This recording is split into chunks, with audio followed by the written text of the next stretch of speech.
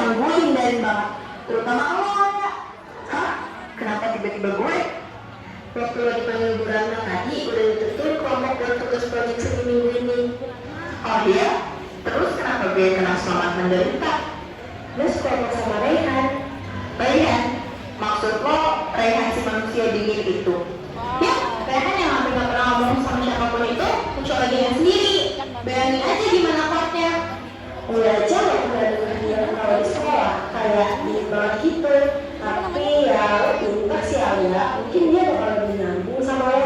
Apalagi gue lihat si Han jago banget juga, soalnya dia mana-mana meliput sketsa persis kayak lo.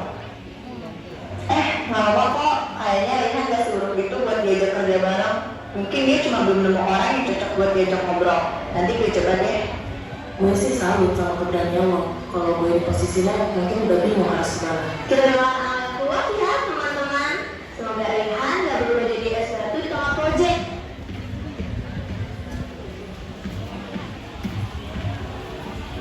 Hai Raihan, untuk tugas seninya, Bu Ratna bilang kita satu tim. Dia cuma mau kita ngobrol soal rencana tugasnya biar gak bingung ngerjainnya. Ada tamu ya. Kasih respon ke, biar kayak baru apa? Gue udah. Oh, oke. Jadi, mungkin kita bisa bagi tugas atau mulai dari yang baru? Dia sih, pasti dong. Lo kerjaan dari gue aja. Gue bakal kerjaan dari gue. Selesai. Oke, tapi menurut gue hasilnya bakal lebih bagus kalau kita diskusi bareng. Kalau belum pikiran, tambahin gue ya. Alia, mau jalan ya? Nanti saya tahu kayaknya. Aman kok, kalau gitu gue cabut dulu. Sampai ketemu Raihan. Dia lucu banget. Perasaan dulu pas SMP dia masih begitunya. Dia masih bisa diajak diskusi lah. Kayaknya ada sesuatu di balik sikap dirinya.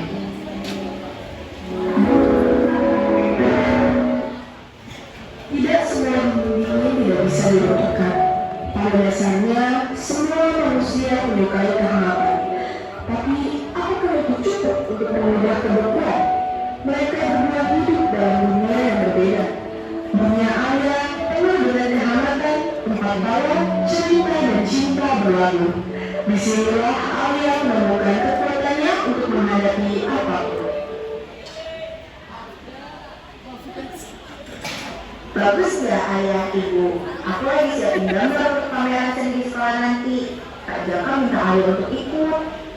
Wah, baik kamu bagus sekali Alia. Kalau yakin pamerannya nanti akan berjalan lancar. Iya, kamu selalu mendukung kamu, nak. Terima kasih ibu ayah. Kalian selalu ada berkarya. Ayah akan bersama.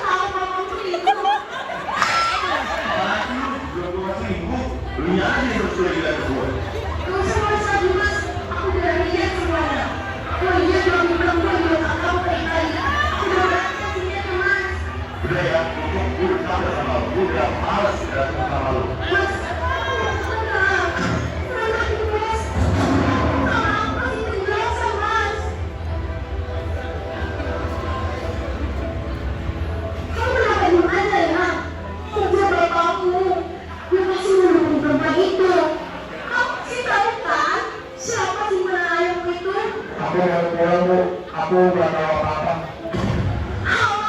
Soalnya aku gak tahu. Kamu tahu kan? Kamu pikir gampang buat ibu ini semua sendirian, Raihan. Maaf, Bu. Semua ini kamu tahu, Raihan. Gara-gara kamu. Hari pun gratis, kebiasaan, saya lakukan aktivitasnya.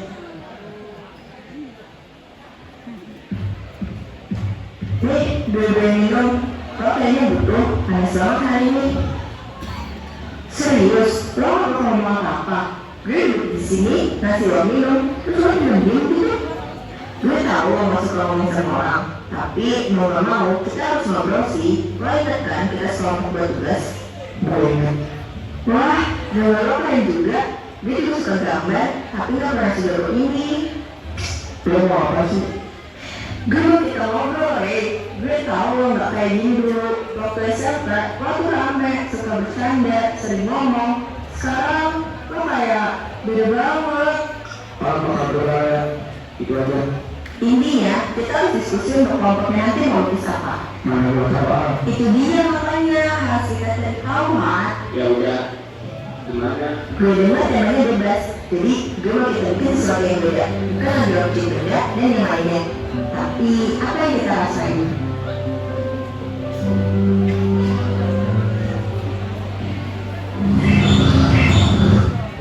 Usai berdiskusi tempoh hari, Rehan duduk sendirian di bawah taman sembari fokus merancang sketsa yang hendak ia buat.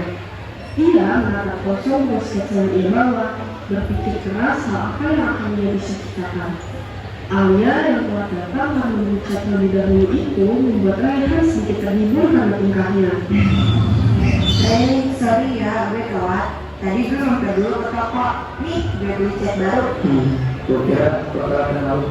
Lo tuh suka main gue bisa on time ya. Tapi gue salah kan? Iya, salah juga. Tapi ya, gue baca suka keren. Keluar baru nih katanya. Harusnya lo bilang makasih ke gue. Ya udah, makasih. Gue senang lo sekarang udah mulai punya ngomong. Kayak yang dulu gue kenal di SMP. Hah? Dulu? Iya, lo tuh dulu orangnya rambut banget, suka bercanda sama siapa aja. Sekarang sih, diem banget. Makanya gue senang liat lo mulai kayak dulu. Mungkin gue cukup waktu. Lo kenapa, Rey?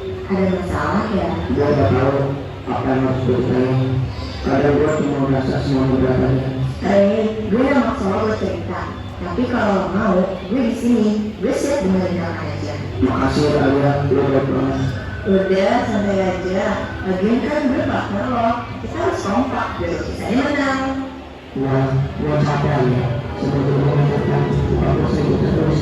Enggak bilang, gue selama ini lah. Gue tahu dia butuh sesuatu yang saya. Gue tahu aku udah sendiri, tapi gue juga capek aja. Karena lo pasti berat banget ya, Rey. Gue gak ngerti gimana rasanya.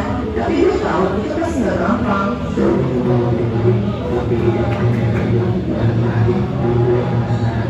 Gak apa-apa, Han.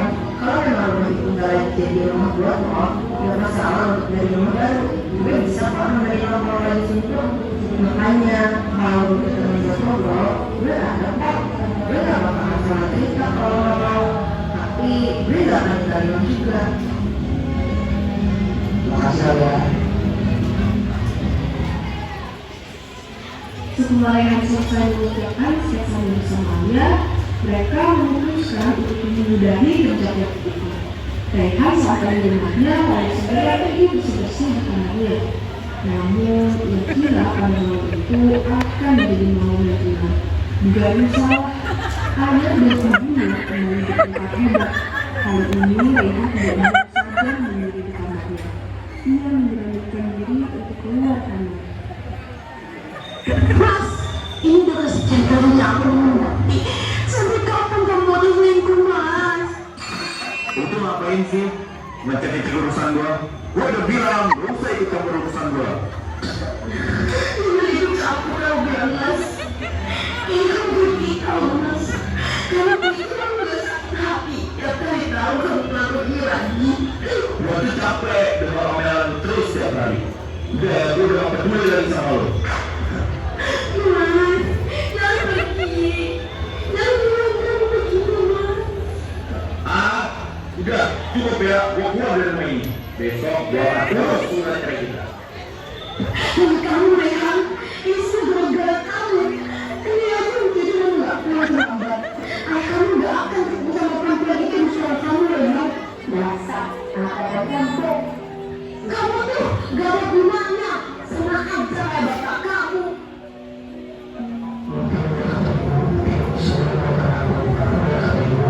Aku akan melakukan bisa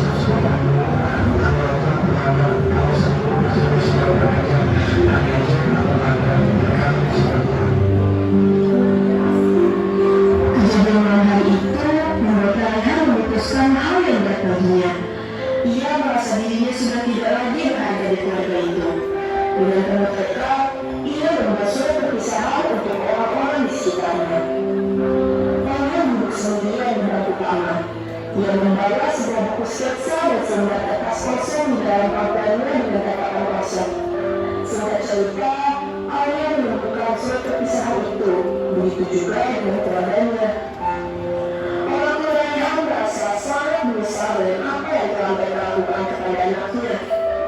Inti kisah ini mengatakan bahwasanya seorang anak selalu membutuhkan kasih sayang orang tua mereka.